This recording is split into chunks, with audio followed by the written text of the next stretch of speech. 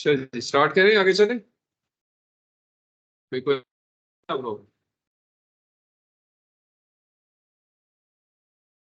so let's start from the place where we stop. हमने ये शुरू की थी कि जो रेफरेंसिंग स्टैंडर्ड्स हैं ये एक कंप्लीट रेफरेंस देते हैं आपको टू ट्रेस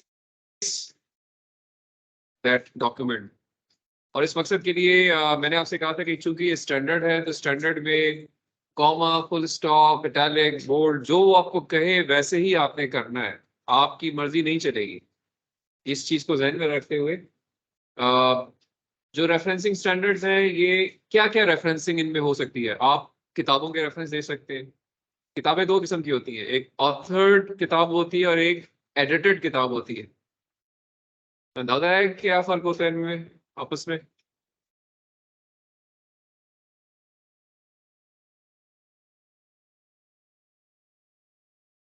एडिशन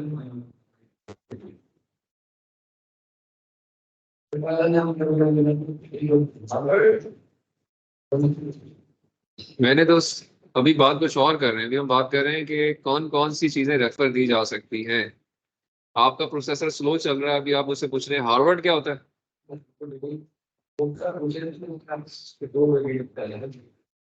हाँ, एक ऑथर्ड बुक, एक एडिटेड बुक। मैं पूछ रहा हूँ इनमें फर्क क्या है।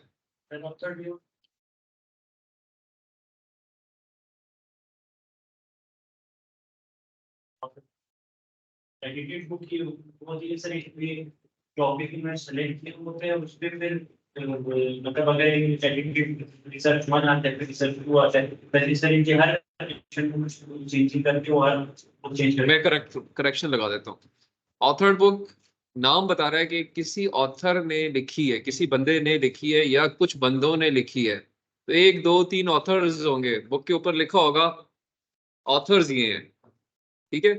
एक होती है एडिटेड बुक। एडिटेड बुक ये होती है कि आप एक टॉपिक डिसाइड कर लेते हैं, जैसे कंप्यूटर नेटवर्क्स एक टॉपिक है, अब आप उसके एडिटर बन जाते हैं और आप उस एरिया के स्पेशलिस्ट को अप्रोच करते हैं और आप कहते हैं जी कि अपना एक चैप्टर मुझे दें।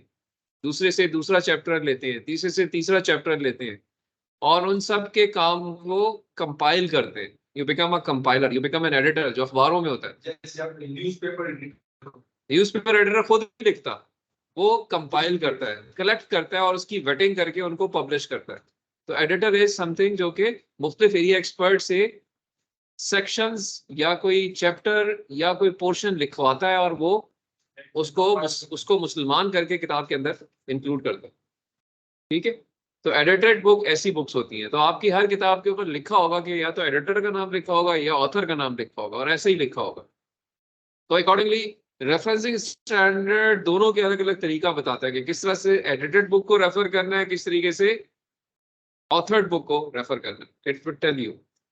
पीरियोडिकल्स जो है वो जर्नल आर्टिकल्स होते हैं, उनको भी रेफर करने का तरीका बताएगा। इसके अलावा आपको एक चैप्टर और सेक्शन किसी बुक के अंदर अगर रेफर करना है उसका तरीका भी आपको पता चल सकता है। आपने कोई पैम्फलेट, रिपोर्ट, ट्रैक कोई इंडिकेट करना है, रेफर करना है, वो भी रेफरेंस दे सकते हैं आप। आपको कोई खाल मिल गई कहीं खुदाई के दौरान, आप उसको रेफर करना चाहते हैं, एक ऑड चीज है, ऑड सी चीज है, उसको भी रेफर कर सकते हैं। आपने एक फिल्म को रेफर करना है, आप फिल्म को रेफर कर सकते हैं। आपने एक नज्म को रेफर करना है, आपने एक शायरी को रेफर करना है, आप वो रेफर कर सकते हैं। राइट, आपने कोई ऐसी ऑड चीज है जो कि रेगुलर अफेयर्स में नहीं है, आप उसको रेफर करना चाहते हैं, तो स्टैंडर्ड आपको उसका तरीका बताएगा। आपको खुद जो है ना उस पर दिमाग सोचने की जरूरत नहीं है। You just go and see the standard and figure out कि वो क्या चीज है जो मैंने इसमें इंक्लूड करनी। राइट, तो इस तरीके से आप वो इंफॉर्मेशन जो है वो डालेंगे। अच्छा, अब यहाँ पे सिर्फ एक तरीका, एक एग्जांपल दी हुई कि ऑथर्ड बुक हो तो उसका तरीका ये है। ऑथर्स के नाम आएंगे, सेकंड नेम फर्स्ट, साल लिखा हुआ आएगा, किताब का नाम लिखा होगा, इटैलिक के अंदर फुल स्टॉप लगेगा, प्लेस ऑफ पब्लिकेशन आ जाएगी और जो पब्लिशर है उसका नाम लिखा हुआ होगा। ये इंफॉर्मेशन होती है, स्टैंडर्ड ने बताया है, मैंने यहाँ लिख दिया। सही है। अगर स्टैंडर्ड ने मुझे कहा जी इटैलिक में नाम लिखो तो मैंने इटैलिक में लिखा है, मैं उसको नॉर्मल में नहीं लिख सकता। अगर उसने फुल स्टॉप डाला है तो मैंने फुल स्टॉप डाला। मैंने इसमें कुछ ने कहा पब्लिशर का नाम लिखो, तो लिखा है। मैं ये नहीं कर सकता कि जी बस यहां तक रेफरेंस दूं और बाकी छोड़ दूं। तो हर रेफरेंस को एज पर स्टैंडर्ड फुलफिल होना चाहिए, पूरी डिटेल्स आनी चाहिए, और आपको कंसल्ट करना चाहिए स्टैंडर्ड को, और फिर चीज को फिल करना चाहिए। जो मैं आपको टूल्स बता रहा हूँ ना, मेंटली और इन इन एंड नोट, ये इनफैक्ट आपने सिर्फ सिलेक्ट करना होता है टाइप ऑफ रेफरेंस, वो आपको ये सारी डिटेल ऑटो पे प्लेस कर, इसका ये फायदा है। अदरवाइज मैनुअली आपको खुद नोट करके स्टैंडर्ड को देख के नोट करके लिखना पड़ता है, टाइप करना पड़ता है। ठीक है, इसी तरीके से कुछ चीजें ऐसी हैं जो आपको से नहीं मिल रही हैं। अगर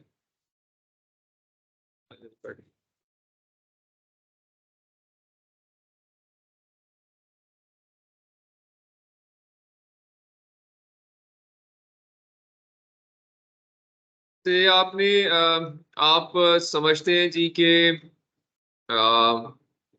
मुझे डेट्स नहीं मिल रही है, साल नहीं मिल रहा, यहाँ साल लिखा हुआ है ना, आपको से साल नहीं लिखा हुआ मिलता, तो उसके लिए फिर ये नहीं है कि आप साल की जगह को ब्लैंक छोड़ दें, आप उसको स्टिल फिल करेंगे और लिखेंगे UD, undated, undated UD, you will put UD in place of year, अगर ईयर नहीं मिलता, अव्वल तो मिलना चाहिए, यानी स्टैंडर्ड ये बताता है आप। ठीक है, इसलिए इसलिए आपने कुछ जगह पे लिखा होगा एटेल लिखा होता है, ETAL, एटेल। पहला पैराग्राफ पढ़े,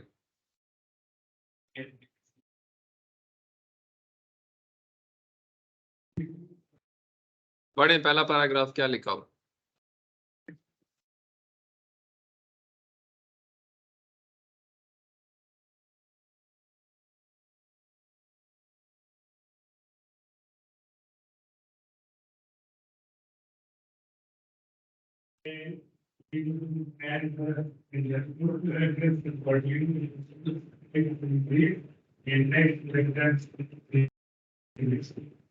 क्या मतलब है, क्या समझ रहे हैं?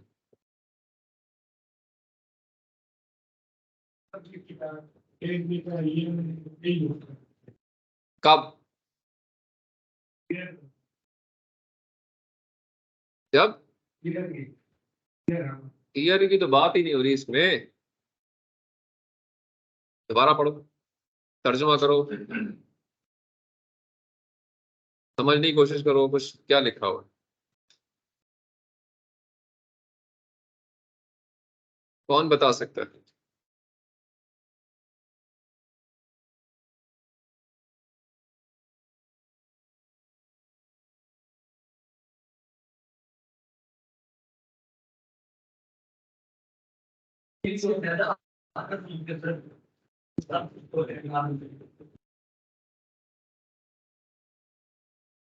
ये नहीं लिखा हुआ, जो लिखा हुआ है वो बताओ क्या लिखा हुआ है।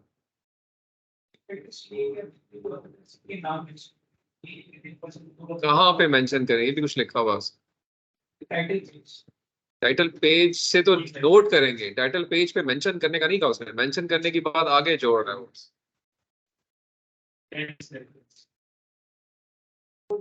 फुल रेफरेंस कहाँ पे होता है? एंड ऑफ डॉक्यूमेंट पे होता है ना। अब आप अपने पेपर्स देखें, क्या आपको वहां पे पूरे ऑथर्स लिखे हुए नजर आ रहे हैं हर जगह पे? 2 3 4 5, 5 तक भी शायद नजर आ रहे होंगे, देखिए देखिए पहले जाके गौर करें ना वहां पे, या वहां पे एयरटेल लिखा हुआ है, ये नोट करें जरा। फुल रेफरेंस में कहीं एयरटेल लिखा हुआ है, उसने एयरटेल का मतलब ये होता है एंड अदर्स, एयरटेल यूज करते हैं जी के ओके। आलमगीर साहब के साथ 4 लोग और भी थे जिन्होंने इस पेपर की मेकिंग में हिस्सा लिया, लेकिन जब मैं रेफरेंस दूंगा तो मैं आलमगीर एंड अदर्स लिख दूंगा, बाकियों को पूरा नहीं लिखूंगा। इसको हम कहते हैं आलमगीर एंड एयरटेल, या आलमगीर एयरटेल एंड अदर्स। लेकिन ये आप देते हैं सिर्फ इन टेक्स्ट रेफरेंस में, this is allowed in text, not in the end of text. Full reference में सारे ऑथर्स के नाम लिखे जाते हैं, कंफर्म करें अपने पेपर से। see go and see the papers in your baseline paper, उसमें सर सारे ऑथर, सारे ऑथर। लेकिन जब उसी उसी पेपर को आप विद इन टेक्स्ट रेफर करेंगे तो आप वहां पे जब ऑथर का नाम लिखते हैं, पांचों ऑथर के नाम नहीं लिखते, वहां पे आप पहले ऑथर के साथ एटल लिख देते सर क्लियर हो गया कि आपने फुल रेफरेंस में सारे तो लिखते हैं और जो आपने इन टेक्स्ट इन बॉडी में आप रेफर करते हैं तो आपने एक नाम साथ एटल लिखते हैं। हैं। अगर 3 या 3 से ज्यादा ऑथर हो तब, आपको 3 लिखना चाहिए इसके बाद। अगर अप टू 2 हो तो लिख लें आप, 3 या 3 से मोर में आप फर्स्ट ऑथर एटल यूज करें। राइटिंग में ये मिस्टेक नहीं करना। ठीक है निशान? हाँ जी रहमान, सही है, बात समझ आई अभी?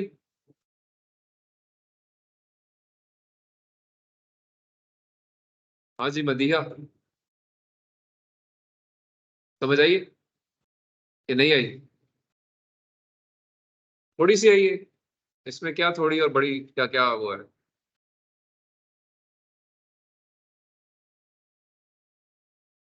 हाँ, कहाँ? यही तो क्लास में एक्सप्लेन किया है, यही तो एक्सप्लेन किया है, तो समझ क्या नहीं आई? फुल रेफरेंस में नहीं कर सकते, इन टेक्स्ट कर सकते हैं, यही तो बता रहा हूं। नहीं समझे? आगे अगली लाइन पढ़े ना, अगली लाइन में क्या लिखा हुआ है? ग्लासेस तो नहीं लगाती हैं आप? नजर तो आ रहा है ना? आंखें साफ है, ठीक है, कान भी साफ है, तो फिर तो अगर चले, अगर नजर भी आ रहा और मेरी बात सुनी भी आपने, तो फिर तो मैंने यही तो एक्सप्लेन किया है कि फुल टेक्स्ट रेफरेंस, जब फुल रेफरेंस देते हैं वहां पे एटल यूज नहीं करते। With in text, in text reference जो होता है वहां पे अगर 3 या 3 से ज्यादा ऑथर्स हो तब यूज करते हैं। इन टेक्स्ट और एंड ऑफ टेक्स्ट का फर्क पता है ना? या should I explain it again? Sir एक चीज clear है। मैंने लेट मी आस्क कर, मैंने मास्क चढ़ाया हुआ और बस कुछ समझ नहीं आ रही इनको क्या बात हो रही। समझ आई कि नहीं आई? इन टेक्स्ट और आउट एंड ऑफ टेक्स्ट का क्या फर्क है? नहीं क्लियर आपको इन टेक्स्ट? सारी रात आप कहानी सुनती रही जुलेखा और उसकी, और अब कह रही है कि जुलेखा औरत थी के और। हाँ जी, इन टेक्स्ट रेफरेंस क्या होता है जी बताएं? सुने इनकी बात जरा गौर से, इधर देखें, ये नेटवर्क स्टैब्लिश करें, आप बताएं। कंटेक्स्ट है कि जब हम मतलब कि ये जो हम अपना पेपर लिखते हैं उसके बीच में हम कोई रेफरेंस देते हैं तो उसको हम इन टेक्स्ट है हम 1 2 3 4 8 तो अभी मैंने जब आपको एक्सरसाइज करवाई थी तो आप क्या देख रही थी उस टाइम?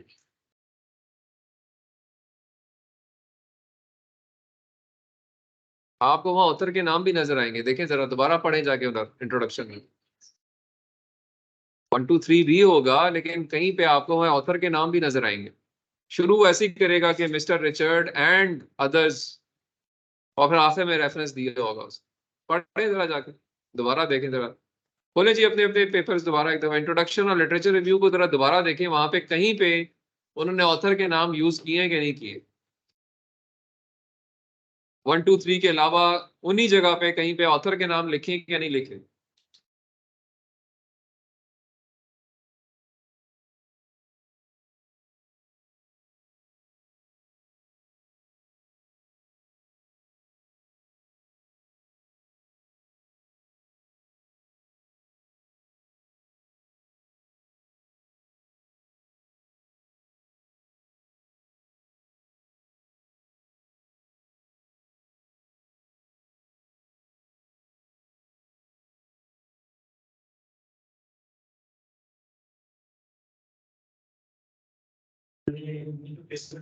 नंबर मैं आपको पेपर दिखाता हूँ एक। दोनों दोनों मतलब पेज नंबर भी लिखेगा और नहीं नहीं नहीं नहीं नहीं, आप दो चीजें मिक्स ना करें। बाय नेम ऑथर अलग स्टैंडर्ड है, लेकिन विद नंबर भी ऑथर इस बात लिखे होते हैं। मैं वो आपको बताना चाह रहा हूँ कि जब वहां पे आप देंगे, हो सकता है आपके एक पेपर में नजर ना आ रहा हो, लेकिन ये दिए जाते हैं। और अभी भी आपको नजर भी आएंगे, कुछ को नजर आ रहे होंगे, कुछ को नहीं नजर आ रहे होंगे। मैं आपको दिखाता हूँ, एक किधर आपको मैं एक पेपर खोल के दिखा देता हूँ।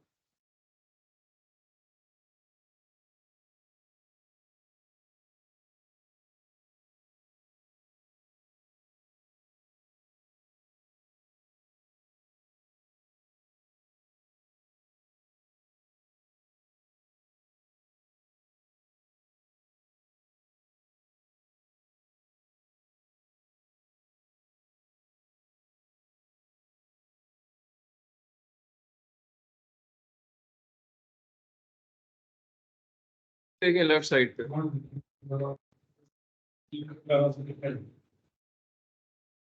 नंबर नजर आ रहे हैं जी यहाँ पे, नंबरों के साथ फिर भी ऑथर नजर आ रहे हैं।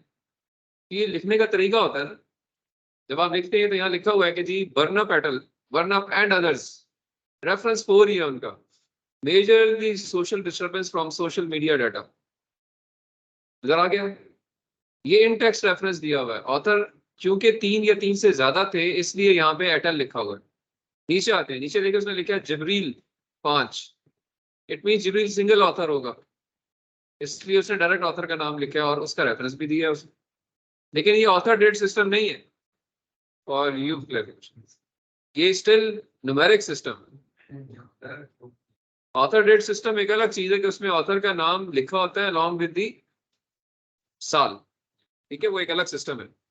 उसमें अगेन फर्स्ट ऑथर लिखा होता है, सिर्फ फर्स्ट ऑथर एंड साल लिखा होता है, लेकिन वहां पे भी ये चीज इंक्लूड की जा सकती है इन एडिशन टू दैट।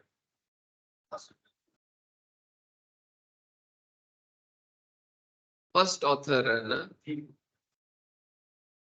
भाई, देखो अगर आपके पेपर में कोई गलती हुई है तो उसको आप गलती को समझने की कोशिश करें, ना कि मेरे बताए हुए काम को गलत साबित करने की कोशिश करें।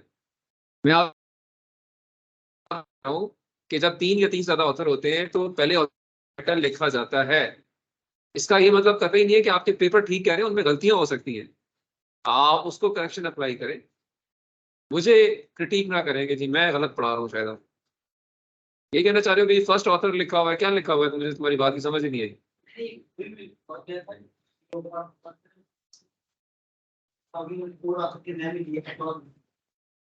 इन टेक्स्ट लिखा हुआ है। अब आप जाके आगे जाके एंड ऑफ टेक्स्ट उस ऑथर को खोलें और देखें वहां क्या क्या लिखा हुआ है। मैं भी आपको यहाँ खोल के दिखाता हूँ। नीचे देखिए विलियम एंड अदर्स, इधर कुछ और भी लिखा हुआ है, ये देखिए, इसको देखिए, Williams and others, it means William is the first author and there are some other authors as well and this is from reference 6। Authors के नाम आ गए ना, लेकिन विलियम के अलावा भी ऑथर्स हैं। कभी आप एटल कहते हैं, कभी एंड अदर्स कहते हैं, कभी एंड को वर्कर्स कहते हैं, कभी फेलो रिसर्चर्स कहते हैं, बट पहला नाम इस्तेमाल करते हैं। यहाँ अगर मैं लिखना शुरू कर दूं 5 ऑथर्स के नाम या 6 के 6 ऑथर्स का नाम, तो वो ठीक तरीका नहीं है। We always give the first author name अगर आपने डालना है। अब आप कह रहे कुछ पेपर में नहीं है तो नहीं भी है, आप डायरेक्ट, इस तरह इधर भी ऐसे होंगे। सर ये इधर देखें, एक मिनट पहले क्लोज कर ले, देखिए इस जगह पे आते हैं। To overcome key indicators or meaningful concepts are identified in the text 13। कोई ऑथर का नाम लिखा हुआ, बस सिर्फ एक सेंटेंस और उसका रेफरेंस दिया हुआ, ये भी तरीका भी ठीक है। ऑथर्स के नाम दे के बात करनी है वो भी की जा सकती है। एटल करना है, ये सिर्फ नंबर है ना, ये भी ठीक है। एटल करके करना है वो भी ठीक है, लेकिन सारे ऑथर्स के नाम इन टेक्स्ट नहीं दिए जाएंगे। अब मैं जाता हूँ, देखें यहाँ पे आप वाली बात, ये जो है बर्नअप एटल नंबर 4 नजर आ रहा है। इससे क्या पता चलता है कि जी इसमें बर्नअप के अलावा और ऑथर्स भी होंगे, ठीक है। तो we go and see reference 4 है कि क्या है, डेट इन डेप्थ तो वही है ना। तो मैं जाके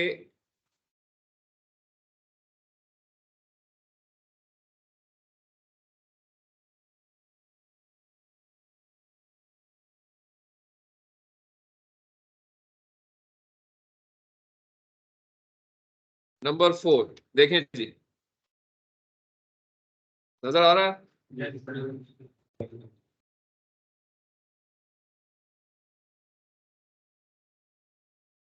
ये ले जी, आपके लिए मैंने हाईलाइट कर दिया, पढ़े जी कितने ऑथर्स हैं यहाँ पे, या मैं इसको खत्म कर दूं, अब ज्यादा अच्छा नजर आ रहा है।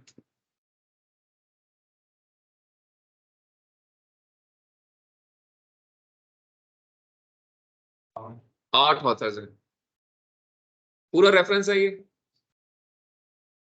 ये फुल रेफरेंस है। यहाँ एटल लिखना ठीक नहीं था, आपसे आपको बता रहा हूँ जी। बाकी सब जो अगर इनके अलावा ये तो अभी पकड़ी गई ना, बाकी भी ऐसे होंगे कुछ जिनको कुछ समझ नहीं आ रही होगी। इधर देखिए 8 ऑथर्स हैं, लेकिन ये फुल रेफरेंस है, यहाँ पे सारे ऑथर्स के नाम देना जरूरी है।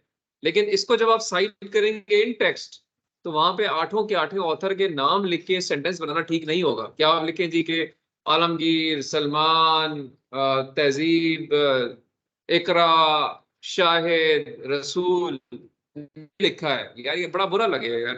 आप कहेंगे जी ओके आलमगीर और उनके साथियों ने ये लिखा है, ये सही है, इसकी उर्दू भी ठीक है, अंग्रेजी भी ठीक है। लेकिन जब एंड पे जाके देखूंगा तो वहां सारे ऑथर्स के नाम होने चाहिए, क्योंकि ये फुल रेफरेंस है, इससे मैं इस सोर्स पे जाना चाह रहा हूं। तो जब तक पूरे ऑथर्स नहीं होंगे मैं सोर्स पे नहीं जा सकता। ठीक है जी। अब आप अपने उस खत को देखें जो आप मुझे स्टोरी सुना रहे थे कि वो आप क्या गलत कर रहे थे या मैं क्या गलत कह रहा था, उसको करेक्शन लगाए उसको। तो इधर आपके पास 8 ऑथर्स है, देखिए इसमें और क्या चीजें हैं, 8 ऑथर्स है। आगे इन्वर्टेड कॉमर्स में पेपर का टाइटल लिखा हुआ है, फिर आगे पेपर का टाइटल क्या है यहाँ पे, कौन पढ़ेगा?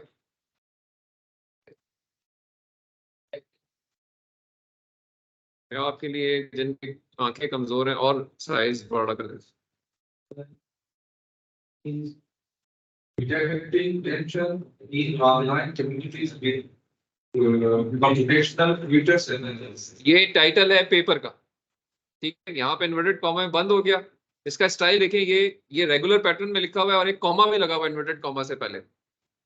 This is how standard says, तो ये इस तरह ही है। मैं अगर कॉमा भी यहाँ नहीं डालूंगा ना, ये वाला, ये जो ये नजर आ रहा है आपको, ये वाला तो गलती है। इस सर ये लाइक पासवर्ड में अगर आप कोड बोल दिए तो आप आगे इसी तरह फंक्शन नहीं करेगा मुलाजमी। देखिए ये स्टैंडर्ड है, इसमें गलती ये है कि जब आपको एक चीज बताई जाती है ना कि इस तरह फॉलो करनी है, आपके ऑफिस में आपको बॉस आपका कहते हैं यार कि मुझे आपने जब खत लिखे मेरे पास ड्राफ्ट लेकर आना है तो आपने सब्जेक्ट ये लिख के लाना है और कंटेंट में ये लाइनें लिखनी है। अब अगर आप वो चीज नहीं लेके जाओगे तो आपको वो क्या कहेगा फिर? अगर उसने आपको ड्राफ्ट करके दे दिया जी कि ये मैं लिख के दे रहा हूँ तुम्हें यार, सब्जेक्ट ये होगा, कंटेंट ये होगा, हाथ से पूरा लिख दे, और आप फिर उसके बाद ले जाए कुछ और जो उसने ना लिखा हो, तो वो आपको क्या कहेगा? वो आपको कमरे से निकाल देगा कि भाई तुझे लिख के भी दे दिया फिर भी तू नहीं लेकर आया मेरे पास। ठीक, तो ये वो चीज है आपको लिख के बता दी गई है कि भाई इस तरह फॉलो करना है पैटर्न। मैं बार बार क्यों रिपीट कर रहा हूँ कि ये स्टैंडर्ड, जब तक इसको फॉलो नहीं करेंगे, इससे एक चीज कम्युनिकेट हो रही है, कन्वे हो रही है। वो कन्वे ये हो रही है कि आप सीरियस नहीं है। आपको बता दिया कि भाई ये स्टैंडर्ड फॉलो होना है। अगर आप इसमें कोई चीज मिस करते हैं, जैसे मैं ये जो भी पेपर है इसमें ऑथर्स के नाम ना लिखे होते, मैंने इसको इन्वर्टेड कॉमर्स में क्लोज ना किया होता, मैंने ये जो इसका आगे जर्नल का नाम लिखा हुआ है, टेक्नोलॉजी फोरकास्टिंग सोशल चेंज, ये जर्नल का नाम है, से ये टैलिक में लिखा हुआ है, मैंने इसको बोल्ड किया होता, या इसमें से मैंने आधा लिखा होता आधा मिस किया होता, ठीक है शाहिद साहब, तो ये शो करता कि मैं सीरियस नहीं हूं, मैं बस जान छुड़ा रहा हूँ। मुझे किसी ने कहा था तरीका ये, मैं वो तरीका फॉलो ही नहीं कर रहा। तो ये बताने का मकसद ये होता है कि आप कान और अपनी दिमाग को खुला रखें कि जब रेफरेंस दें तो सारी चीजें इंक्लूड करें जो आपको बताई गई हैं, कोई चीज मिस ना करें। बिकॉज होगा क्या, जब ये रिव्यू में जाएगा ना पेपर, जब रिव्यू में जाएगा, आपने लिख के दे दिया, आपने पेपर सबमिट कर दिया, अब रिव्यू होगा। रिव्यूअर का काम क्या है? रिव्यूअर ने सबसे पहले आपके पेपर के जाके टाइटल को देखना है, टाइटल क्या लिखा हुआ, टाइटल के बाद उसने सब छोड़ के कुछ नहीं पढ़ना, उसने स्ट्रेट अवे रेफरेंसेस पे आ जाना है, ये खोल लेने। इधर से उसे क्या पता चलेगा? इधर से उसे पता चलेगा कि आपने क्या होमवर्क किया है, क्योंकि ये आपका होमवर्क है, इसी के ऊपर तो बिल्ड किया ना अपना सारा स्टफ आपने। और ये वेरीफाइड चीजें हैं, ये ऑलरेडी पब्लिश हुई हुई है, इनकी वैल्यू आपके काम से ज्यादा है। अगर ये अच्छी है, अच्छी जगह की है, इन और इसमें डिटेल आपने पूरी डाली हुई है, उससे ये कम्युनिकेट होता है कि ये आपने पढ़ी भी है, क्योंकि आपने एफर्ट की, नजर आ रही है एफर्ट आपकी। अगर ये कट पेस्ट होती, जान छुड़ाई होती, कोई चीज थोड़ी हुई है, कोई मिक्स की हुई है, मीन से क्या पता चल रहा है? इस बंदे ने होमवर्क नहीं किया हुआ, इसने सिर्फ लोगों के काम को कट पेस्ट किया। तो मुझे क्या जरूरत है टाइम जाया करने की, या उस रिव्यूअर को क्या जरूरत है टाइम जाया करने की कि वो आपका पेपर पढ़े? उससे पहले तो कुछ इंडिकेशंस लेनी चाहिए ना कि जो चीज हुई हुई है वो तो ठीक की है कि नहीं किया आपने। तो पहले आपका टाइटल देखेगा, टाइटल के बाद कुछ नहीं देखेगा, जाके रेफरेंसेस देखेगा, रेफरेंसेस इसको अंदाजा हो जाएगा कि इसने होमवर्क ठीक, और अगर होमवर्क ठीक किया, यहाँ आपने प्रॉपर रेफरेंसेस दिए हुए हैं और इधर कामचोरी नहीं की हुई, तो 60% चांसेस हैं कि वो अब आपके काम को एक्सेप्ट कर लेगा, प्रोवाइडेड अब आपका काम देखेगा जाके, एब्स्ट्रैक्ट पढ़ेगा, इंट्रोडक्शन पढ़ेगा, मेथड पढ़ेगा।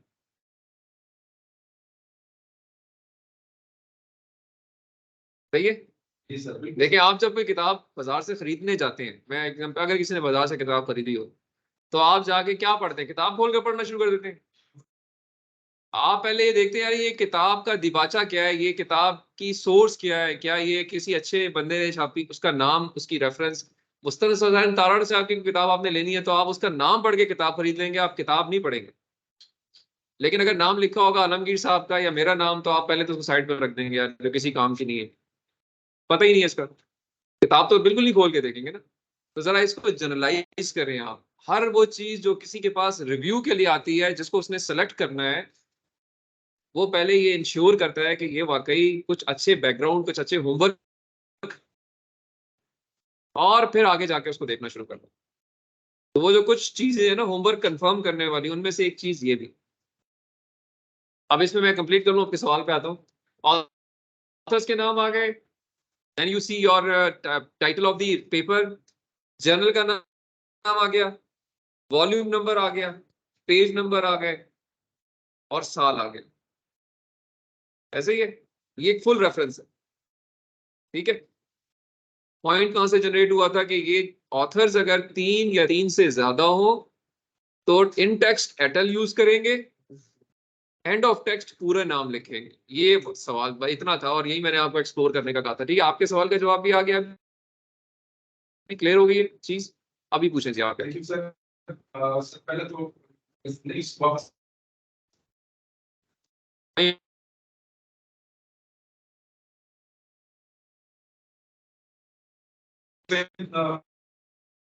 रेफरेंस, ये जो आपने क्राइटेरिया बता रहे हैं ये सारे रेफरेंस पर ये टाइम होगा सब पे होगा, यदि आप यहाँ 10 रेफरेंसेस दी सब फॉन्ट और टाइप ये सब सर आप इसलिए इसको तीन और चार सर मैं बता रहा हूँ। आप मेरी गलती निकालेंगे। नहीं नहीं मैं कह रहा हूँ गलतियां नहीं निकालनी है, आप पॉइंट को टेक करना है। इस पेपर में गलतियां हो सकती हैं, मैं तो कब से मैं अर्ज क्या कर रहा हूँ कि किसी भी पेपर में गलतियां हो सकती हैं। अच्छा चले आ गया, बताएं क्या कहना चाह रहे हैं। 40 years का प्रैक्टिकल एक्सपीरियंस, मैं कभी इस पे बिलीव नहीं करता कि आप किसी बंदे ने निकाल के काम किया, आप समय को आगे पीछे देख आप सवाल करें, छोड़े सवाल ये है रेफरेंस नंबर 3 एंड 4। हाँ आप लेकिन मैंने सारी चीजें देखी, जनवरी आपने हमेशा लिखी JN.2016, फिर आपने जून को भी को जोड़ के डाट लगा 2015, लेकिन यहाँ पर मैं देखूंगा PP231 डेट 238 वो बाद में लिखा है, और यहाँ नंबर 4 में आप इससे पहले। ठीक है, बस नोट करें क्या चीज है। 3 रेफरेंस है किस चीज का? Sir reference entry is it a conference paper और a journal paper? Yes sir actually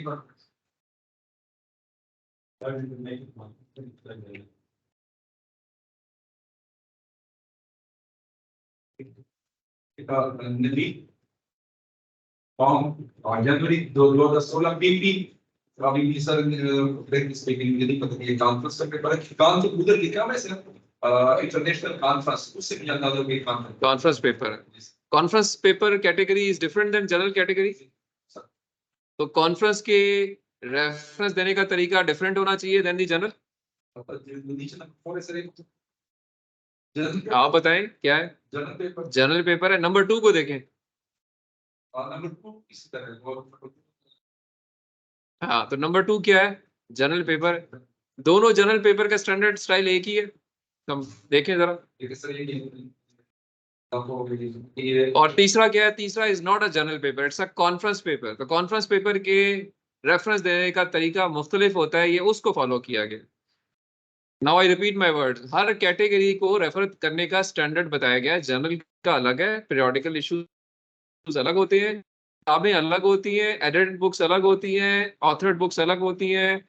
journal का स्टाइल एक होता है, कॉन्फ्रेंसेस का स्टाइल एक होता है, बुक्स का स्टाइल एक होता है, बट एक ही स्टाइल होता है, स्टैंडर्ड एक ही होता है, उसको फॉलो करना होता है।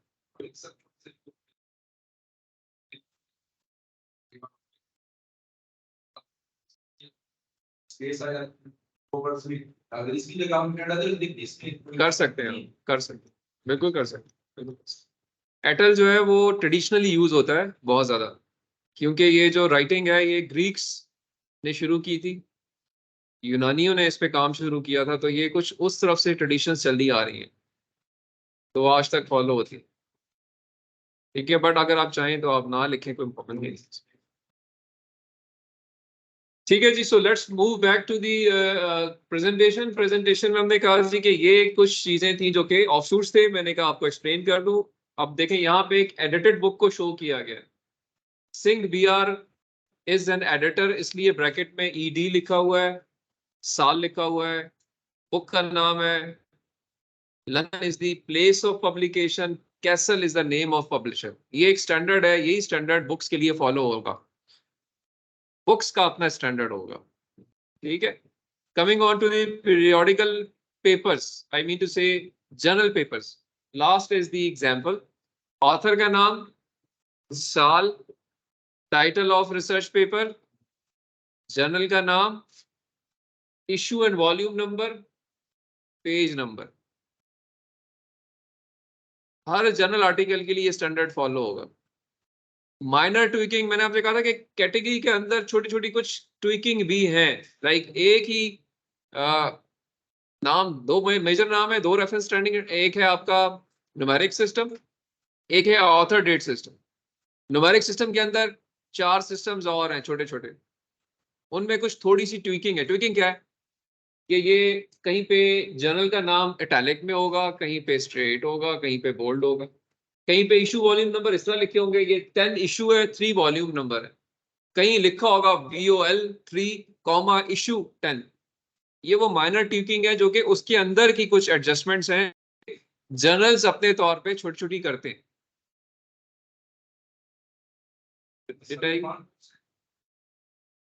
फॉन्ट मेरे ख्याल में तो इटैलिक है तेरी।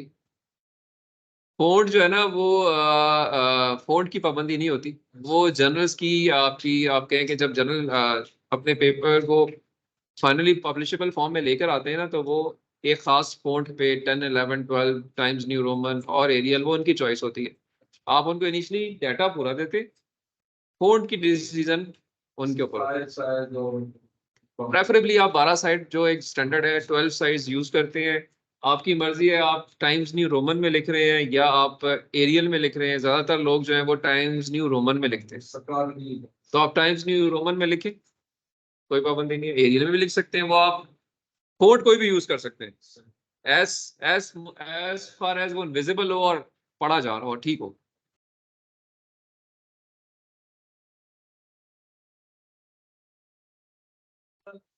तो चाइनीज में क्यों जाना चाह रहे हैं आप? चाइनीज ना करें ना, किसने कहा? नहीं नहीं नहीं नहीं, आप देखिए, आपने, मैंने इससे क्या कहा कि दुनिया में तो बेताशा चीजें हैं, अगर आप सर्च करेंगे चाइनीज के, आपको और भी हजारों जुबानों की चीजें मिलेंगी, लेकिन आपको उनको सेलेक्ट ही नहीं करना ना, वो यूजलेस है आपके लिए। उसके लिए इस एफर्ट में पढ़ने की क्या जरूरत है? भाई आपने यहाँ से जाना है रावल चौक, बात सुने जी, रावल चौक जाना है, तो क्या जरूरत है कि पहले 3rd फ्लोर पे जाके जंप मारूं नीचे में, टांगे तोड़वाऊं और फिर जाके बाहर से टैक्सी लूं? सीधा जाके टैक्सी ले सकते हैं ना। तो वो काम करें जो कि करने वाला है ना, अननेसेसरी क्या जरूरत है करने की। I hope my point is clear. Selective चीजें पढ़े, अननेसेसरी चीजें, अपना टाइम जाया नहीं करना। देखो, is always a smart work जिंदगी में,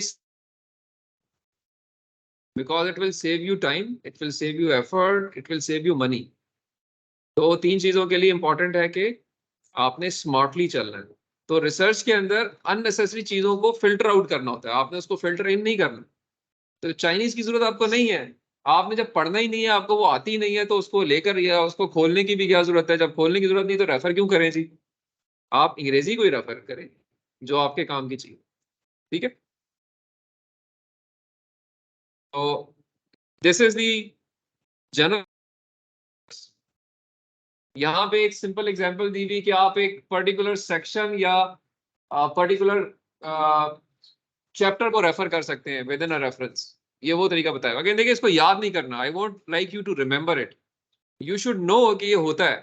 तो जब आप जाके अपने अपनी चीजों को लिखें तो इनको फॉलो करें, आपको पता हो, दिमाग में क्लिक करे यार कि मैंने इसको किसी एक तरीके से करना है, ऐसे नहीं कि कुछ भी कर दिया। There is a standard which will tell you, और वो स्टैंडर्ड क्या है वो मैं आपको मेंडले में मैं दिखाता हूँ कि मेंडले को यूज करना आपको थोड़ा सा आना चाहिए कि कैसे यूज करेंगे। तो वो ऑटो ऑटो पे आपको ये सारी चीजें डिटेल में लिख के देगा, but you have to apply your intelligence to see के करेक्ट है कि नहीं है। तो ये चैप्टर या सेक्शन को आप रेफर कर सकते हैं। मैंने आपसे कहा था कि जी अगर डेट नहीं है तो आप यूडी लिखते हैं। अगर आपके पास ऑथर्स के नाम नहीं है या एडिटर्स के नाम नहीं है, किताब पे नहीं लिखे हुए, पेपर में नहीं लिखे, तो आप वी यूज करते हैं। वी स्टेट्स के वेरियस ऑथर्स या वेरियस एडिटर्स हैं इसके, तो जहां पे नाम आते हैं वहां पे वी लिख देंगे आप। इट विल इंडिकेट कि यहाँ पे आपको नहीं मिला बट है, किसी ना किसी ने तो लिखा है उसको। ऑडिटी है ये, एक मतलब प्रॉब्लम है, बट उसको हैंडल करने का तरीका ही है। अच्छा, अब इसका ये मतलब नहीं है कि आप ऐसे चीजें ढूंढें जिन पे ऑथर के नाम ना हो, ये पता होना चाहिए। हमारे केस में, आप लोगों के केस में ऐसा कोई आर्टिकल नहीं होगा जिसमें ऑथर्स के नाम ना हो या जिसमें एडिटर के नाम ना हो, आपको लाजमी मिलेंगे। लेकिन मैं क्यों बता रहा हूँ, इसलिए बता रहा हूँ कि ये इंडिकेट कर रहा हूँ कि रेफरेंसिंग स्टैंडर्ड्स जो हैं वो हर सिचुएशन को कवर करते हैं, बुरी से बुरी सिचुएशन को कवर करते हैं, आपको बताते हैं कि इसको कैसे करना है हमने। तो ये उस सूरत में आपका रेफरेंसिंग स्टैंडर्ड ये करेगा कि वी शो कर देगा। तो अगर आप कहीं वी लिखा हुआ देखें तो फौरन आपको पता चलना चाहिए कि इसका मतलब ये है कि इसके ऑथर्स कुछ ना कुछ हैं, लेकिन जिसने ये काम किया उसको मिले नहीं। ठीक है। Similarly pamphlet, reports. पैम्फलेट ये होता है कि आपको से मतलब आप एक गवर्नमेंटल सिस्टम के अंदर हैं, आप एक यूनिवर्सिटी है, यूनिवर्सिटी चला रहे हैं, तो आपको एक ऑर्डर मिलता है एचसी की तरफ से, उनका एक पैम्फलेट आता है, उसको आप इम्प्लीमेंट करते हैं, तो उसको आप रेफर कर सकते हैं। लाइक इसमें ये बताया हुआ है कि जी ये सेंट्रल स्टैटिस्टिकल ऑफिस है। If you go through the red line, तरीका ये होता है कि the convention is to treat the report as if it were an authored book but to replace the author's name with the name of commissioning body. ये आया है order, ये वो बॉडी है जिसने इसको अडॉप्ट किया। लाइक अब्बासीन यूनिवर्सिटी ने एक पॉलिसी अडॉप्ट की है जो कि पॉलिसी नंबर 22 है। तो यहाँ लिखा होगा अब्बासीन यूनिवर्सिटी इस्लामाबाद कैंपस 2023 में अडॉप्ट हुई है। पॉलिसी का नाम है SOP on hiring new faculty number 22। Publish हुई है इस्लामाबाद के अंदर और पब्लिशर है उसका एचईसी। इस तरह से रेफर हो।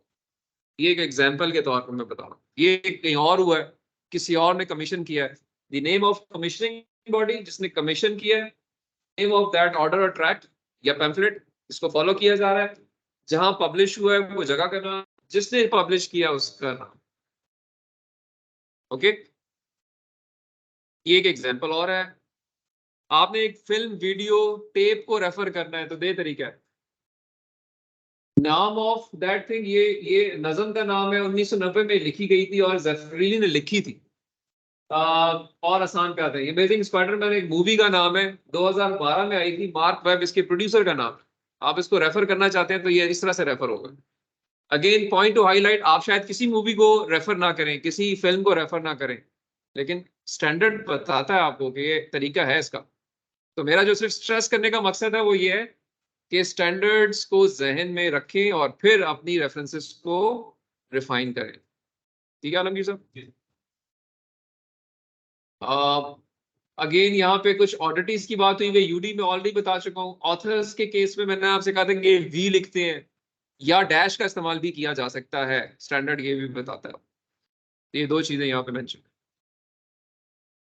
ये कुछ एग्जांपल्स हैं। आप आपको इन टेक्स्ट रेफरेंस नजर आएगा लेफ्ट साइड पे और उसका एंड ऑफ टेक्स्ट नजर आएगा राइट साइड पे। एक दफा गो थ्रू कर लें। सिंगल ऑथर के केस में, टू ऑथर्स के केस में, मोर देन टू ऑथर्स के केस में। इंपॉर्टेंट देखें, यहाँ पे एटल इस्तेमाल किया इसने मोर देन टू ऑथर्स के केस में इन टेक्स्ट, और वहां पूरा रेफरेंस यूज किया हुआ। जो हमने भी बातें की हैं उन्हीं के कुछ एग्जांपल्स हैं।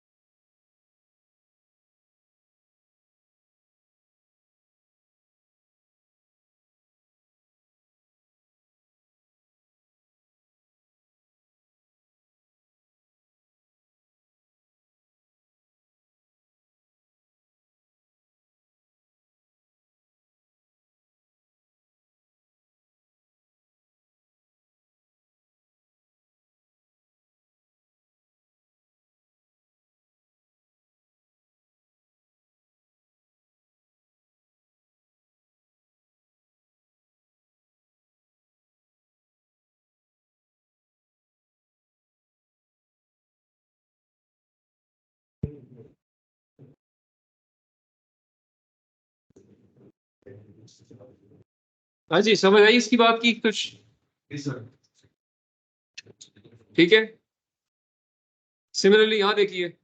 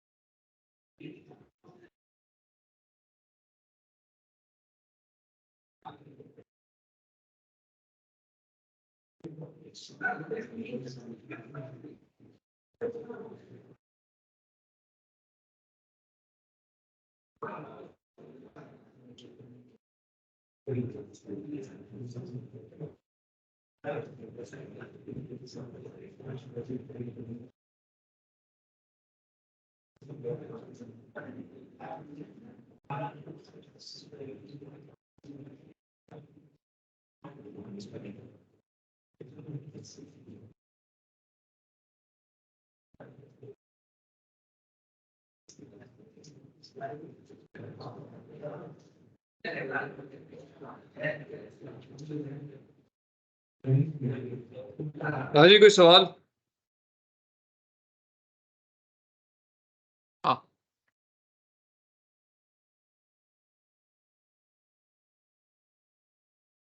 आप पढ़े ना ऊपर, आप पढ़े पढ़े क्या समझ आई? Two authors with the same surname. Same surname का मतलब ये होता है कि आपका नाम है इमरान शफी और एक है कमरान शफी। आप दोनों में आप गोरा सेकंड नाम यूज करता है, शफी लिखेगा, अगर अगर शफी लिखेगा और पीछे नाम उसका कुछ और था साथ, तो वो कंफ्यूज हो जाएगा पढ़ने वाला, क्योंकि दोनों पेपर एक ही साल में डिफरेंट सर नेम के साथ है। एक इमरान शफी ने लिखा है, एक कमरान शफी ने लिखा है, तो उस केस में आपको पूरा नाम लिखना चाहिए। ये बता रहा है। नहीं है ना सेम, तभी तो बात हो रही है ना। साम नहीं, लेकिन नाम सेम है। काम डिफरेंट है, नाम सेम है। एक कमरान शफी ने किया है, एक इमरान शफी ने किया है, तो अलग अलग ही काम हुए हैं ना। अब अगर मैं यहाँ पे लिख दूं सिर्फ शफी 2005, तो आप तो ढूंढ ही नहीं सकते एंड पे जाके कि शफी तो एक कमरान शफी लिखा हुआ है, एक इमरान शफी लिखा है, कौन सा शफी है ये? इधर अगर पूरा लिखा होगा तो वहां ट्रैक करना आसान होगा।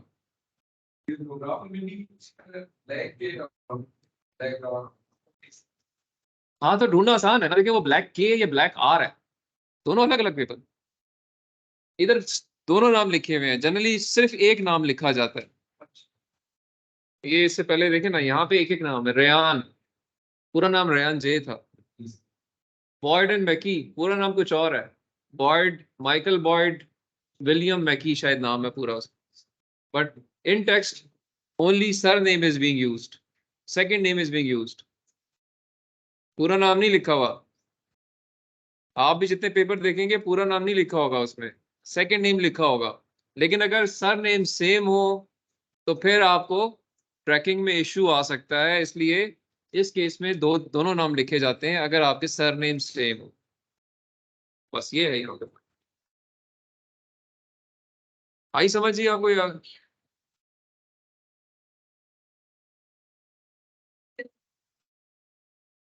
हाँ, वो थीसिस हैं दोनों। दोनों थीसिस है। थीसिस भी रेफर कर सकते हैं ना लोग, आप किसी भी काम में थीसिस रेफर कर सकते हैं, तो ये थीसिस है।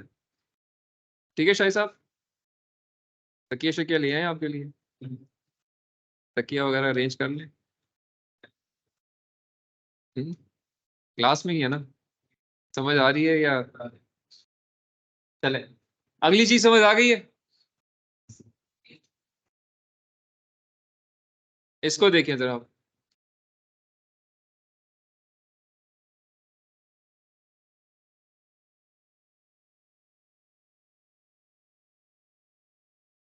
एग्जाम में यही सवाल करूंगा, ये चीज दी होगी और पूछूंगा एक्सप्लेन करो।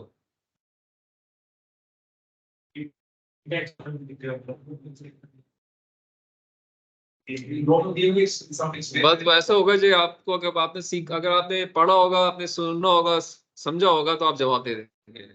आप खुद ही सोच लें, जवाब सादे सवाल होंगे, मुश्किल नहीं होंगे, इसी में से होगा। मैं कहूंगा जी ये क्यों दिया, आप एक्सप्लेन करेंगे हाँ जी इस तरह से दिया।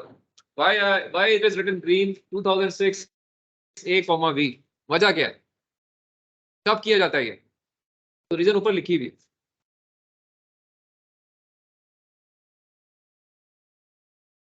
पता नहीं दिया होगा। ऊपर नहीं लिखा। तो क्लास में जाग रहा होगा वो जवाब दे देगा, जिसकी आंखों में इस वक्त जो है ना वो सुर्ख लहरें दौड़ रही हैं, वो उनके लिए मुश्किल हो। अगर उसको करा दें इंशाल्लाह, जिसको नींद आ रही है वो भी घर में पढ़ लेंगे। ठीक है, ये स्लाइड बता सकते हैं जो प्लान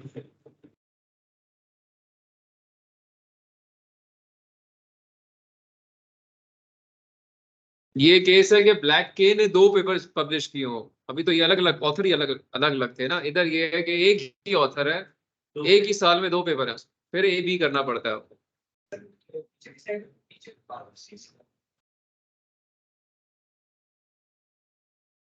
देखो ये सोने का नतीजा होता है कि अभी सवाल ही वो कर रहा है जो कुछ और था, सेम का है, डिफरेंट ऑथर। तो सही है ना, वो आप डिफरेंट ओकेजन्स पे साइट कर रहे हैं, यहाँ एक ही मौके पे दोनों को साथ देना चाह रहे हैं, एक ही जगह पे आप लिखना चाह रहे हैं। जैसे ये ए और बी ये है, हाँ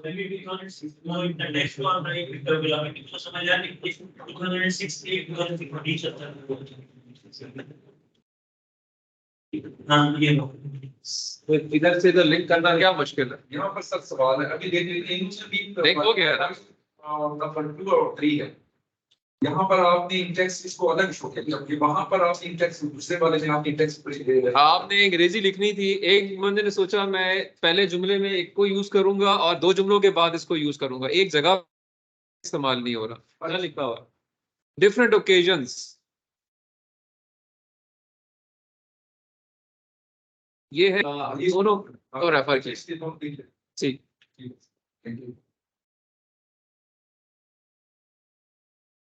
ठीक है जी। इस तरह से किताब अगर एडिटेड बुक शो करनी है तो आपने किस तरह से शो करनी है, तो that is the procedure, conference proceeding and thesis. और उसका नाम बिग कॉन्फ्रेंस का नाम जहाँ पे वो जिस लोकेशन में हुई है सब डिटेल्स। ठीक है जी, लिंक हो रही है चीजें। नाम विधियन होगा, नाम का ईमेल डायरेक्ट ईमेल होगा जी जी जी, और फिर पब्लिश्ड है अनपब्लिश्ड है वो उसका बताएं कि ये इस बिल्कुल स्कूल यूनिवर्सिटी और किस जगह पे है। हाँ वो सारी डिटेल्स। हाँ जी जिशान, ठीक है, दोनों जिशान समझ आ रही है। लेक्चर जाके दोबारा सुने अगर आप क्लास में सो रहे थे, ठीक है, ताकि चीज आपकी फ्रेश हो जाए। तो भेजी भी ऑलरेडी है, सब लेक्चर्स ऑलरेडी मैंने पहले दिन शेयर किए हुए आपसे, उनमें सब में है। देख लीजिए। अच्छा, इसके अलावा बाज़ औक़ात इंटरनेट का रेफरेंस भी देते हैं आप वेब पेज भी रेफर करते हैं ना समटाइम्स, तो web page, generally speaking web page को रेफर नहीं करना चाहिए। इवन विकिपीडिया आपने पढ़ते होंगे, आप अक्सर खुलना पड़ता है, विकिपीडिया में भी जो कंटेंट के रेफरेंसेस एंड पे दिए होते हैं, जो विकिपीडिया में चीजें लिखी जाती है ना, उनके रेफरेंसेस एंड पे होते हैं। तो अगर आपने विकिपीडिया से कोई चीज पढ़ के रेफर करना चाह रहे हैं तो विकिपीडिया का रेफरेंस ना दें, वो जो उसने रेफर किए हुए आर्टिकल, पेपर्स, उनको रेफर करें, नंबर वन। लेकिन हो सकता है कुछ लोगों ने स्टिल वेब पेज रेफर करना होगा, डेटाबेस किसी वेब सोर्स से लिया है, तो उसका तरीका ये नीचे लिखा हुआ है। वेब पेज का एक ऑथर होगा या ऑथर्स होंगे, उनके नाम लिखे जाएंगे, जॉन पीटर यंकी, कोई ऑथर, 1995 में उसने ये सॉफ्टवेयर बनाया है, या ये वेब पेज बनाया है। वेब पेज का सॉफ्टवेयर ऑर्गेनाइजेशंस, ये वेब पेज का नाम है, हर वेब पेज का एक नाम होता है ना, नाम मिल गया, नीचे उसकी एचटीटीपी एड्रेस आपको भी ऊपर से टॉप से मिल जाएगा, वो डाल देंगे। और अपनी डेट ऑफ असेस, आपने कब असेस किया, आपने ये 11 फरवरी 1996 को असेस किया, 14 अगस्त 2023 को असेस किया, 15 जनवरी 2022 को असेस किया, वो असेस डेट लिखेंगे। इसकी वजह ये होती है कि वेब पेज बड़ी तेजी से चेंज हो रहे होते हैं, अपडेट होते हैं, आज जो है वो कल नहीं होगा, कल नहीं होगा, परसों नहीं होगा। तो आपने जो रेफर किया, आपने उस दिन चेक किया, तो उस दिन वाली चीजें इसलिए लिखनी जरूरी है कि अगर आज जाके कोई खोले और ये उसको ना मिले, तो वो पहचान जाएगा जी कि पहले तो था इस डेट तक, अब नहीं है। ठीक है, ऑल गुड। इस तरह से सेकंड रेफरेंस दिया हुआ है, वो एक और वेब पेज है, तो वेब पेज को भी रेफर किया जा सकता है। ठीक है, अच्छा, ये हो गया ऐसा रेफरेंस स्टैंडर्ड्स हो गए। अब मैं आपको ले जाता हूँ मेंडले के ऊपर, जहां पे ये चीजें प्रैक्टिकली हम करके देख लेते हैं। थक तो नहीं गए आप लोग?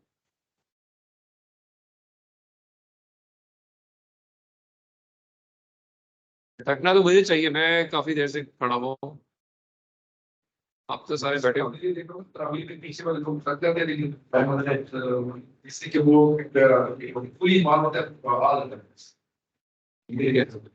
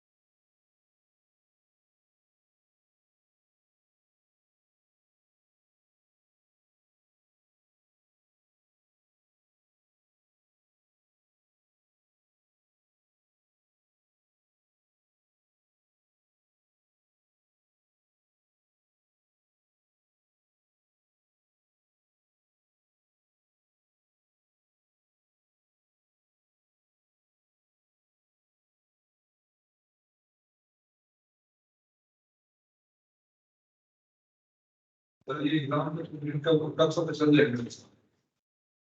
इंशाल्लाह।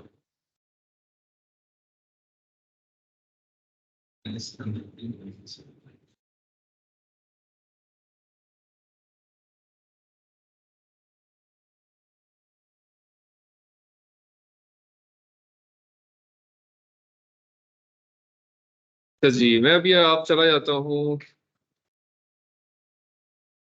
365, मैंने माइक्रोसॉफ्ट वर्ड 365 खोल ली है, और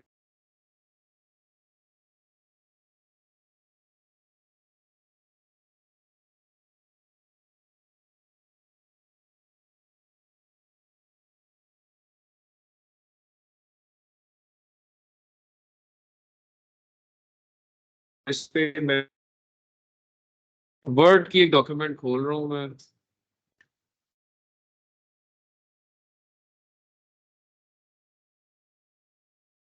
अच्छा, स्कोपस के ऊपर आप सब लोग अपना अकाउंट बना सकते हैं जाके, ठीक है। इस तरह ये मैंने ऊपर मेरे नाम से लॉगिन हुआ हुआ है, आप जाके इसको आप सर्च करें और आप Scopus is Elsevier general search के परस्पेक्टिव से ये बना हुआ है, मैंने लॉगिन किया हुआ है तो ये मुझे लॉग्ड इन शो कर रहा है। क्योंकि जो आपका मेंटली ये फ्री ऑफ कॉस्ट है, बट इसमें आपको स्कोपस पे अपना ऑथेंटिकेट करना पड़ता है। अच्छा देखिए अभी यहाँ पे ये मैंने कुछ डॉक्यूमेंट ये आपकी खाते इसको थोड़ा सा साइज बढ़ा कर, ठीक है जी। अब देखें यहाँ पे ये एक रेफरेंस दिया हुआ है, ये दिया हुआ है यहाँ पे, इससे पहले ये रेफरेंस दिया हुआ है, ठीक है ना। इस तरह से मतलब एक डॉक्यूमेंट है, उसको मैंने लिखना शुरू किया है और उसमें मैं रेफरेंस जहाँ देना है वो रेफरेंस देना है मैंने, सही है। तो ये देखें यहाँ पे एक फर्स्ट रेफरेंस है, ये सेकंड रेफरेंस है, ये थर्ड और फोर्थ एक साथ दिए हुए हैं, ठीक है। तो अब हम चाहते हैं जी कि इसको हमने देना कैसे, फॉर एग्जाम्पल।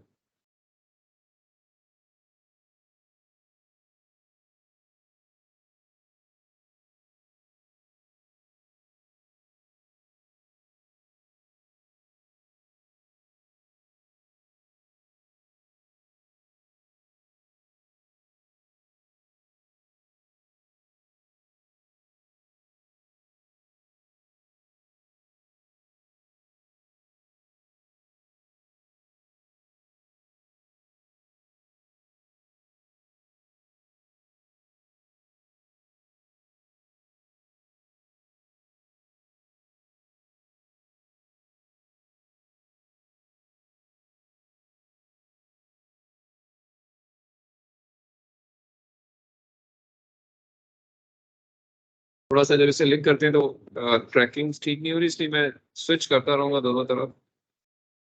देखिए यहाँ पे ये ऑप्शन दे रहा है मुझे कि जी रेफरेंसेस लेआउट रिव्यू, जिस तरह से वर्ड के अंदर ऑप्शंस होती हैं, सही है, ऐसे ही है।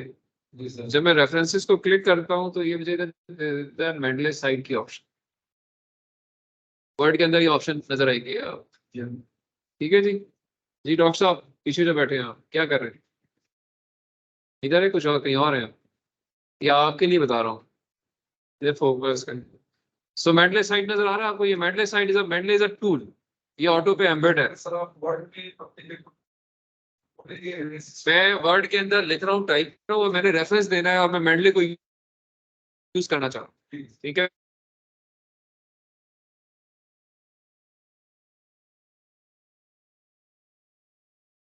राइट, ये थोड़ा सा साइजिंग का, लेट मी गो बैक।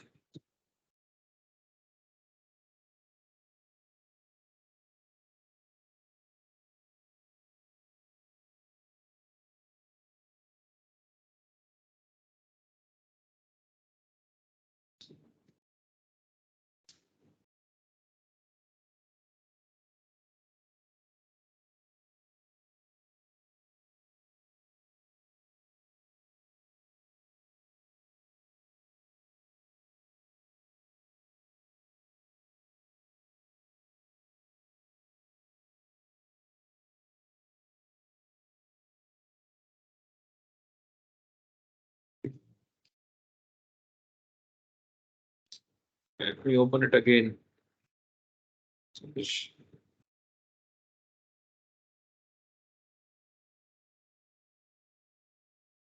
ये ओरिजिनल साइज पे मैं दोबारा ले आया।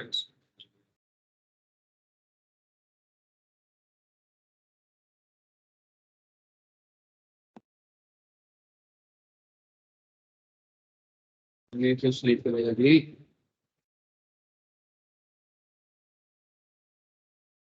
तब हो गया या अभी?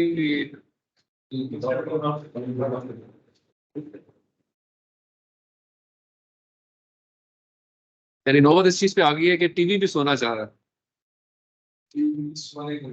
अभी इसका वो रिमोट कंट्रोल नहीं है, आई डोंट नो, ये कर्सर से जा नहीं रहा।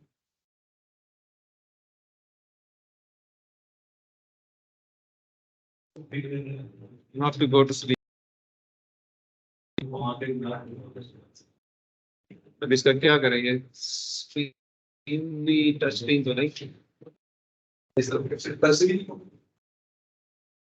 ये आप मेरे ख्याल में अगर उसको चेक करें ना तो बहुत आज का काम आज क्लोज होना चाहिए ना, ताकि आप घर जाके प्रैक्टिस करें। सर ये बहुत जरूरी है, ये प्रैक्टिकली इसको देखने को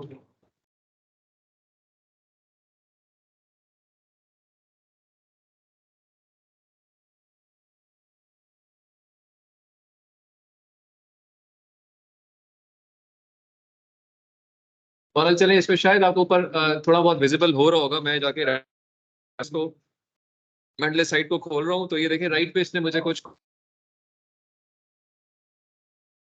खोल दिया है, ठीक है। और वो मुझे ठीक है, आगे आ जाओ इधर वर्ड।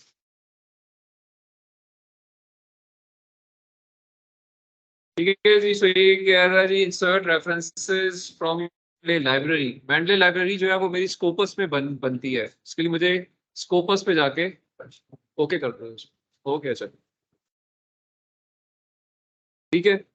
और आप अपने एक स्टाइल को फॉलो कर सकते हैं। देखिए तरह अगर गौर से करें, choose the citation style for your article, insert auto formatted citations, access references from your library. ठीक है, और तो कुछ नहीं है इसमें, यही चीज है।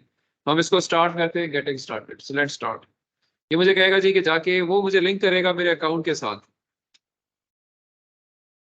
जो मैंने अपना स्कोपस का अकाउंट बनाया हुआ उससे लिंक करेगा। एक दो स्टेप करेगा, आपको लिंक कर देगा। और भी किसी ने अपना नहीं ओपन किया तो फिर रेफरेंस यहाँ से ऑन कराएगा ना आपको, इधर से करेगा जी, आप लॉग इन करें आप, तो लॉग इन करेंगे आप। ठीक है, अब देखिए मैंने कुछ रेफरेंसेस डाले हुए हैं, लेकिन ये कि मैं अभी जाता हूँ वहां पे, ये आए कहाँ से? ये आए मेरी लाइब्रेरी से। ये देखिए अपडेट फ्रॉम लाइब्रेरी है, इधर कुछ और चीजें भी, लेकिन मैं आपको पहले इधर देखिए, ये ऊपर अगर देखते हैं आप तो क्या क्या चीजें हैं। रेफरेंसेस की लिस्ट दी हुई है, तो ये मैं अगर नीचे लेके जाऊँ तो देखिए ये वो सारे रेफरेंसेस हैं जो मैंने अपनी लाइब्रेरी में रखे हुए हैं। मैं इसमें और ऐड डिलीट कर सकता हूँ। जैसे जैसे वहां से मैं और डालूंगा अपनी लाइब्रेरी में, वो यहाँ इंपोर्ट करता जाएगा। अभी सिर्फ ये दिखा रहे हैं कि ये रेफरेंसेस हैं जो कि हैं। अब हम और ऐड करते हैं और लाइब्रेरी से लिंक भी करते हैं। देखिए यहाँ क्या, citation setting, second drop down menu, इसमें आपसे क्या कह रहा है? आपने साइटेशन स्टाइल कौन सा रखना है? ट्रिपली हम जनरली यही फॉलो करते हैं। आप चेंज करना चाहें तो देखिए आपको ऑप्शन देगा। आपने अमेरिकन फिजियोलॉजिकल एसोसिएशन वाला स्टाइल करना है, वैंकूवर करना है, नेचर का स्टाइल करना है, and there are many other styles which you can select, but mostly our style is IEEE, so IEEE is followed। ठीक है, लैंग्वेज आपने इंग्लिश में करनी है। जनरली हम किसी और जुबान में लिख रहे हैं तो हम कोई और जुबान में लिख सकते हैं, बट हम चूंकि इंग्लिश में ही होते हैं तो इंग्लिश में ही हम कर लेंगे। नीचे उसने एक प्रीव्यू दिया हुआ है कि जी IEEE स्टाइल ये है, जो नीचे उसने रेफर किया हुआ है। ये one is for in text, this is full reference for the end of text. ठीक है, ओके। इसके बाद यहाँ पे एक ये डॉटेड्स हैं, इसमें हम आगे जाके इंसर्ट बिब्लियोग्राफी, हमने कोई और नए रेफरेंस, इंसर्ट बिब्लियोग्राफी मींस के अंदर यहाँ कुछ इंसर्ट करना है आपने, तो आप इंसर्ट बिब्लियोग्राफी का लफ्ज यूज करें।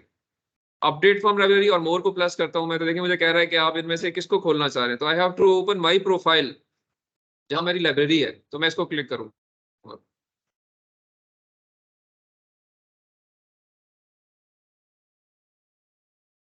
हो गया जी। ये देखिए ये इसने मेरा स्कोपस का पेज खोल दिया। यहाँ पे ऊपर टॉप पे लाइब्रेरी नजर आ रही है, इसको मैं क्लिक करूंगा।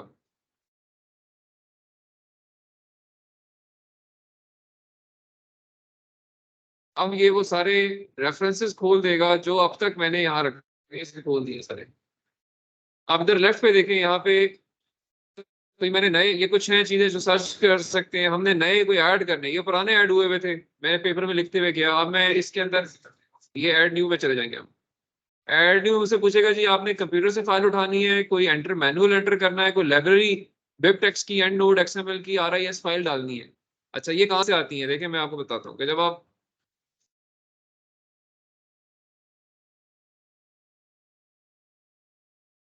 जब आप पेपर सर्च कर रहे होते हैं ना, सो पेपर मैंने कंप्यूटर नेटवर्क्स जर्नल की बात हो रही है। ये एक जर्नल है।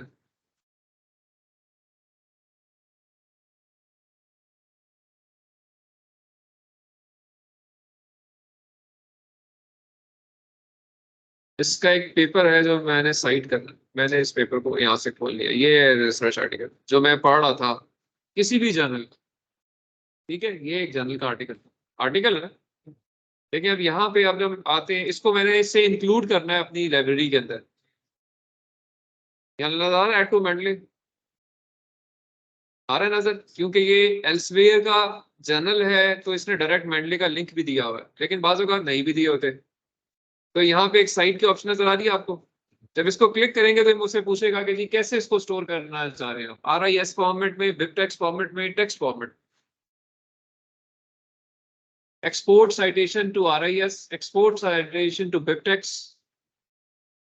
तो मैं एक्सपोर्ट साइटेशन टेक्स्ट बाजू का अपने कट पेस्ट करना होता है तो आप टेक्स्ट में कर लेते हैं। मैंने चूंकि इसे बिबटेक्स में, जिसको मैं इंपोर्ट करना चाहता हूँ अपनी मेंडले लाइब्रेरी के अंदर, मैं इसमें इसको एक्सपोर्ट करूंगा इन फॉर्म ऑफ बिबटेक्स या RIS। ये दोनों चीजें वहां उनको ये पढ़ लेता है, मेंडले पढ़ लेता है। लाइक मैं बिबटेक्स को क्लिक करता हूँ तो ये मुझसे पूछेगा कहाँ स्टोर करना है, ठीक है। मैं जाके कहूंगा जी साइटेशन का एक फोल्डर है मेरा ये बना हुआ, इसमें मैं ये स्टोर करूँ। ये देखें यहाँ पे और फाइलें पड़ी हुई हैं, डॉट बिब पड़ी हुई है। तो इसका सबको भी चेंज कर सकते हैं। ये सारी, ये यहाँ पे एक और फाइल सेव हो गई, ठीक है। अब हम जाते हैं, जो अभी थोड़ी देर पहले हमने बात की थी कि जी लाइब्रेरी खुली हुई थी ना, मैं यहाँ पे इसको ऐड करना चाह रहा था, तो मैंने किया जी कि मुझे वेब टेक्स्ट फाइल चाहिए, ठीक है। मैं इसको क्लिक करूंगा, देखें ये मुझे पूछेगा कहाँ पे पड़ी है, तो मेरे पास ये पड़ी हुई कहाँ पे, डेस्कटॉप पे एक साइटेशन का फोल्डर है, ये पड़ा हुआ। और ये अभी भी मैंने इसको, ये वाला है जो मैंने ऐड करना है, मैं इसको क्लिक करूंगा तो ये यहाँ पे इसको अपडेट करेगा। आ गई टॉप पे। रिसेंटली एडिट को मैं प्रेस करूंगा तो सिर्फ वो उसी को खोल देगा जो मैंने कुछ और डाले हुए और एक अभी डाला है, वो ये रहा ऊपर जैंग एम जियांग। देखो जाके उसको देखते हैं कि यही था।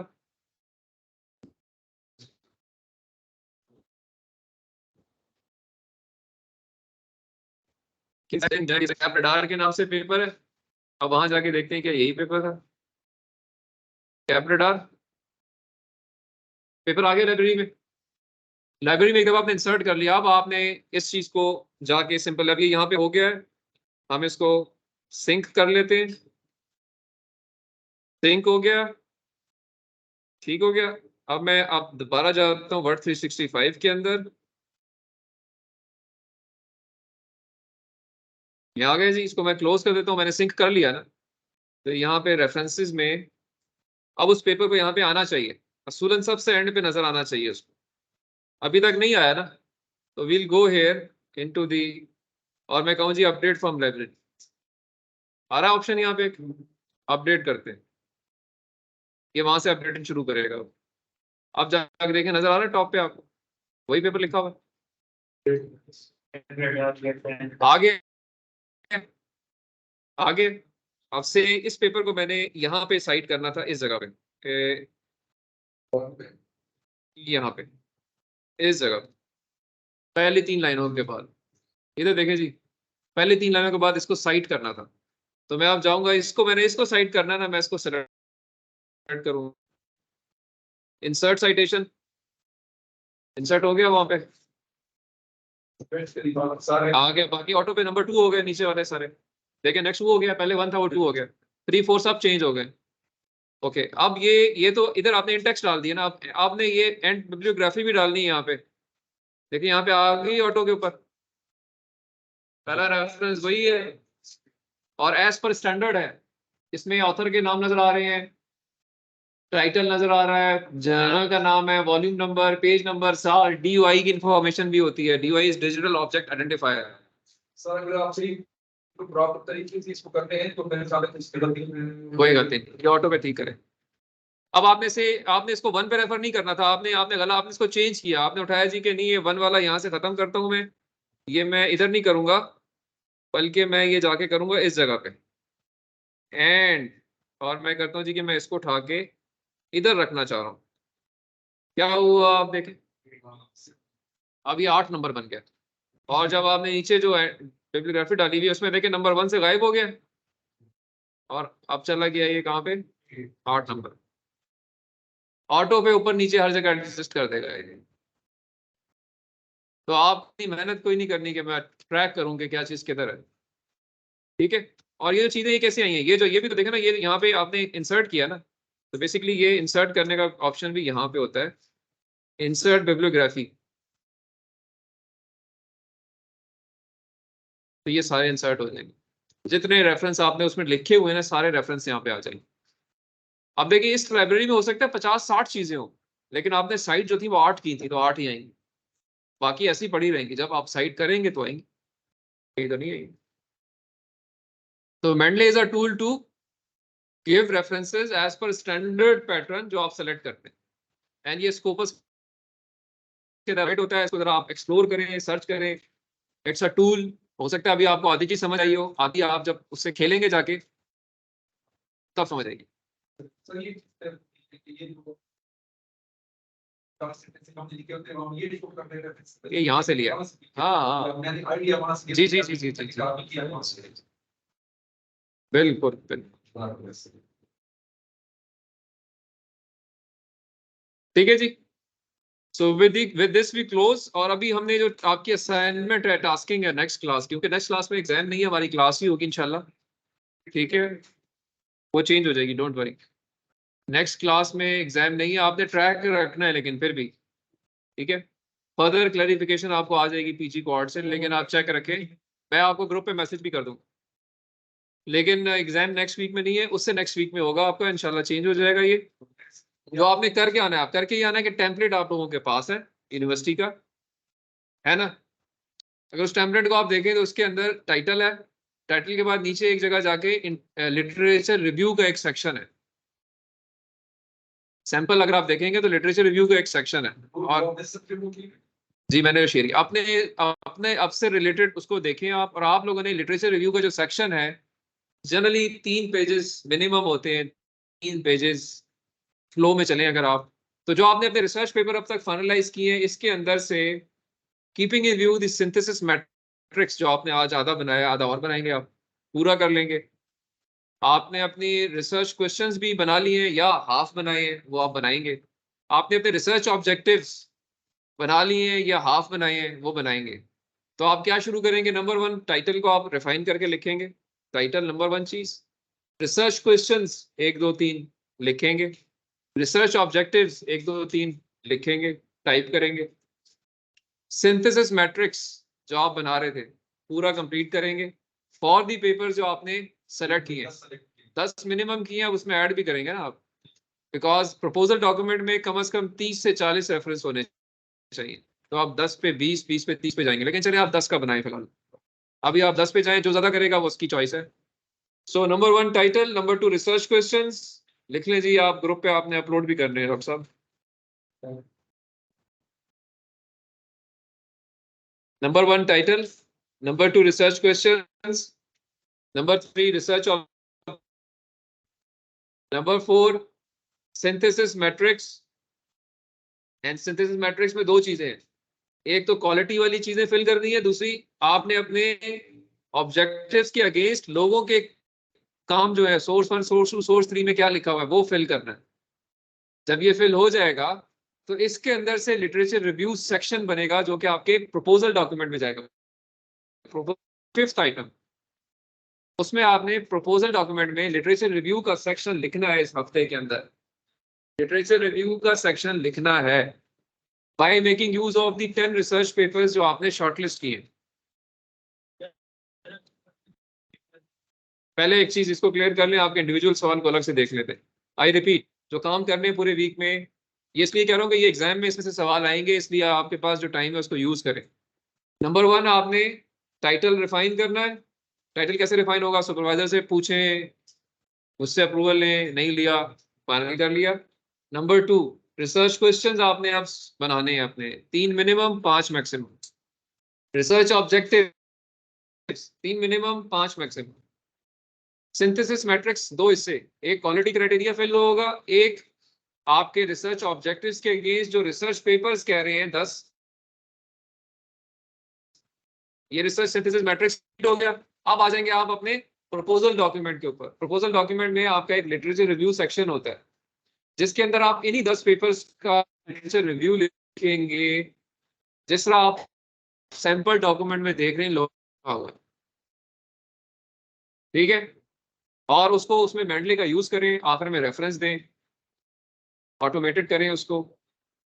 ऑटोमेटिक ऑटोमेशन के लिए आप मेंडले यूज करें, कोई और यूज करना चाहते हैं आपकी मर्जी है, आप मैनुअल करना चाहते हैं मैनुअल करें, आपकी मर्जी है। बट ये कि रेफरेंसेस दें फिर आप एज पर स्टैंडर्ड जो मैंने आपको बताए हैं आज, IEEE स्टाइल या ऑथर डेट सिस्टम को फॉलो करके अपने लिटरेचर रिव्यू को followed by the references in standard style. ये पांचवी चीज है, मेंडले कहते हैं इसको। ठीक है, आप सलमान से पूछ लीजिएगा, बता देगा आपको। अच्छा जी, अभी किसी का कोई स्पेसिफिक क्वेश्चन पहले सलमान से पूछ लेते हैं। ये यहाँ पे वो चीजें जो आपके पूरे वीक की टास्किंग है, ये शायद साहब आपने पॉइंट बाय पॉइंट पहले मुझसे शेयर करना है, अप्रूवल लेना है, फिर मैसेज करना। एंड नोट भी आप यूज कर सकते हैं। एंड नोट चूंकि पेड है, मेरे पास नहीं है, आपको मिलता है आपको, वो भी इस तरह ही है, सिमिलर पैटर्न पे एंड नोट भी है।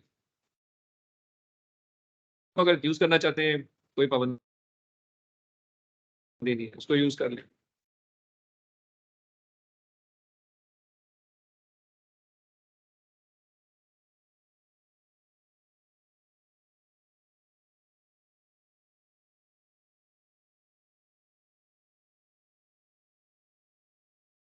उसको अपने लिहाज से इंप्रूव करें तो कर सकते। हर एक अपना अपना होगा। आपका सवाल।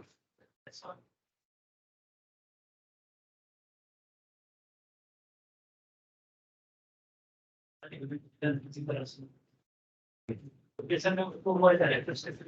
भी रेफरेंस देंगे, फिर भी देंगे जी जी, क्योंकि आपका तो नहीं है तो उसी का ना, चाहे आप अपने अल्फाज में बयान कर रहे हैं लेकिन है उसी का, तो रेफरेंस देंगे। और कोई सवाल जी?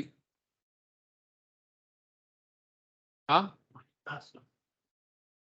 मैं तो क्लोज कर रहा हूँ। हाँ जी बताएं। आप मेल कर दीजिए, और अगेन डीएल्स के लिए मैं रिक्वेस्ट करूंगा कि जितना क्लास में आ सकते हैं उतना आए, उसका ज्यादा फायदा है आपको, आपको आज अंदाजा भी हो गया होगा, ऐसा ही है ना। तो डीएल पे रह के बहुत सारी चीजें आपको समझ नहीं आएंगी, बहुत सारी चीजें आप कर सकोगे, और फिर चीजें पाइल अप होंगी, तो आपसे काम खत्म नहीं होगा। रिक्वायरमेंट सब्जेक्ट की ये है कि आपने प्रपोजल डॉक्यूमेंट पूरा करना है टू पास दी सब्जेक्ट, और उसी को प्रेजेंट करना है क्लास में। एग्जाम में भी उसी से सवाल आएंगे। तो मेरी रिक्वेस्ट आपसे और बाकी डीएल से भी यही है कि काइंडली आप लोग, क्लास में दी जाती है, अगर आपने क्लास में नहीं है तो जब आप लेक्चर सुन रहे हैं तो साथ साथ वो काम करें, ताकि आपका एग्जाम तैयार हो जाए। सही है, और आपकी बात ठीक है, अगर आप नहीं आ सकते तो आप मुझे मेल पे शेयर करें।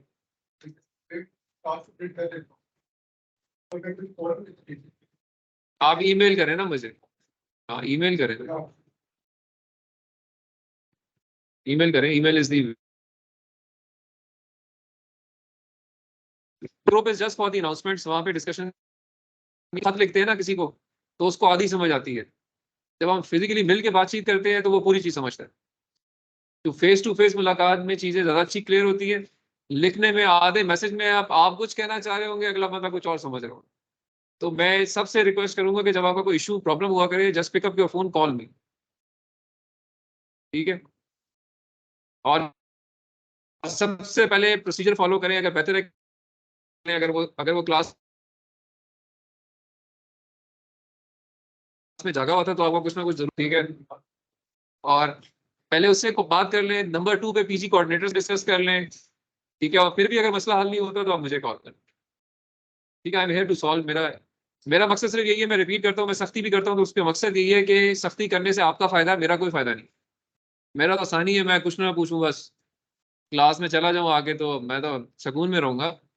लेकिन अगर मैं आपको इस पे किसी बात पे टोक रहा हूँ, रोक रहा हूँ, या मैं डांट रहा हूँ, तो उसका मकसद ये है कि आप लोग उस पर जान लगाएं। आपने पैसे दिए हुए हैं, आपकी खर्चा हुआ है, तो आपको पूरी चीज लेनी चाहिए यहाँ से, ना कि आप टोटल पूरा करके चले जाएं। जान, वक्त और पैसा, तीन चीजें जो है वो किसी चीज की कदर आती है उससे।